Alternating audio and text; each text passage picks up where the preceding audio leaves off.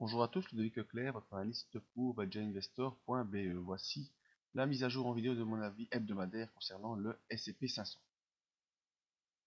Alors on l'avait vu la semaine dernière, donc le S&P 500 était soutenu par cette ligne oblique depuis déjà de nombreuses semaines, voire de nombreux mois, et venait faire à plusieurs reprises des rebonds sur cette zone oblique en faisant des points bas de moins en moins bas et des points hauts de plus en plus hauts. Malheureusement, depuis la mi-décembre, eh bien, on a une consolidation qui est fort marquée, avec des points hauts, un point haut ici qui est moins haut que le précédent, et nous avions la semaine dernière un point bas qui était moins bas que le précédent. Malheureusement, cette semaine a été une semaine d'accélération baissière, où déjà mercredi, on a eu une grosse alerte avec une grosse ombre basse qui revient jusqu'à 1986. On va essayer d'agrandir un petit peu le graphique, voilà.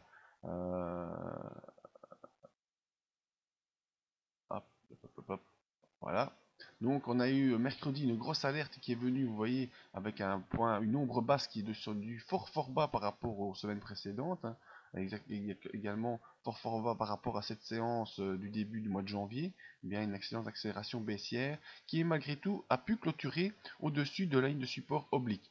Ensuite jeudi, eh bien on était parti à la hausse, on est revenu toucher la M50 et le haut de la résistance oblique. Malheureusement, on a complètement accéléré à la baisse pour venir clôturer bien loin sous la résistance oblique que je vous ai montré précédemment, la grande résistance oblique. Donc jeudi, on a clôturé bien loin en toutes ces résistances obliques, ce qui marque la poursuite de l'accélération baissière.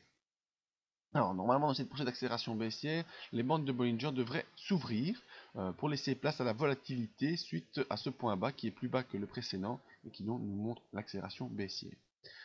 Malgré tout, la semaine se clôture avec les bandes de Bollinger qui se referment. Et pourquoi? Nous sommes face ici à un avalement haussier. Avalement haussier, cela veut dire quoi? Ça veut dire qu'on ouvre le début de la séance sur un point plus bas que la clôture précédente. Donc, ce qui veut dire qu'à l'ouverture de la séance, c'est les baissiers qui sont en possession du mouvement. On accélère également à la baisse sous les bandes de Bollinger. Donc toujours les baissiers qui sont à la commande du mouvement. Ensuite, durant la séance, il se passe un phénomène où un afflux d'ordre acheteur, un afflux de volonté haussière vient se mettre en place. On récupère la perte qu'on avait fait initialement, on repasse au niveau de point de clôture précédent et on inverse complètement la tendance pour aller clôturer au-dessus du point d'ouverture précédent.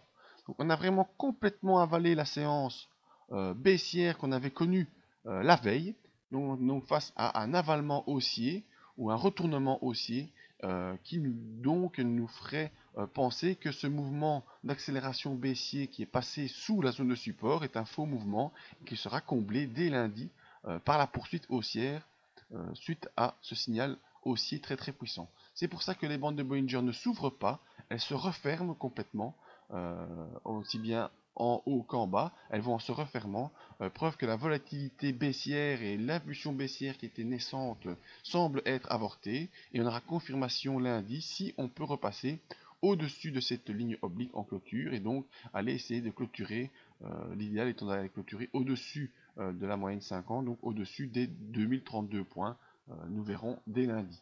Malgré cela, suite à cette grosse consolidation qu'on a connue durant toute cette semaine, eh bien, le MACD est sous son signal qui est baissier également sous zéro. Donc on est plutôt devant un indicateur qui nous montre la poursuite d'une impulsion baissière. Mais ce qui me fait penser qu'on n'ira pas très loin et que on pourrait revenir vers un rebond haussier, c'est notamment dans le graphique. Donc c'est vraiment la première chose qu'il faut analyser, c'est le graphique. C'est cette bougie haussière en avalement de la bougie baissière précédente, mais c'est également le RSI qui ne s'enfonce pas sous les 40, reste dans la zone neutre entre 40 et 60, donc preuve qu'il n'y a pas de grosse pression baissière importante. Le mouvement est baissier, c'est vrai, parce que le MACD est sous zéro et le signal aussi, mais il n'y a pas une grosse pression baissière, donc pas un gros potentiel d'accélération baissière.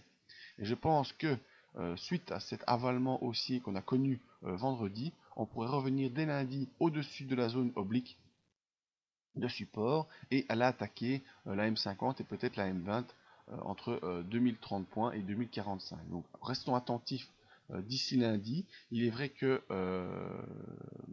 l'annonce jeudi de la Banque centrale suisse de son refus de continuer à soutenir le point des 1,20 de la parité avec l'euro, ben, ça a provoqué une accélération baissière sur les marchés, qui a été bien récupérée pourtant sur les marchés européens, mais ça fut plus un cas sur le SP500.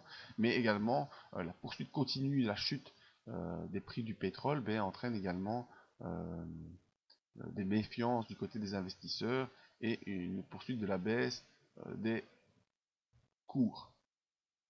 Malgré tout, vendredi, en effet, comme vous le voyez, comme je vous l'ai montré, avalement haussier, et donc possibilité de retournement haussier à partir de lundi à surveiller, si ce n'est peut-être dans cette optique baissière, un possible pullback qu'on vient de faire suite à la sortie sous le support oblique, eh bien, il est possible qu'on soit ici face à un pullback, donc vraiment lundi, être attentif dès lundi, si on arrive à clôturer au-dessus de la séance, au-dessus de cette ligne oblique, donc au-dessus de la zone, on va dire,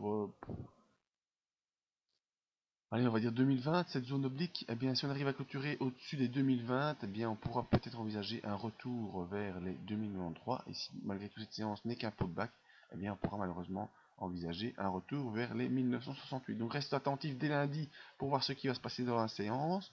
Si vous voulez une poursuite de cette analyse, eh bien, moi, je vous invite dès mardi matin au webinaire qu'on fera en live à 9 heures.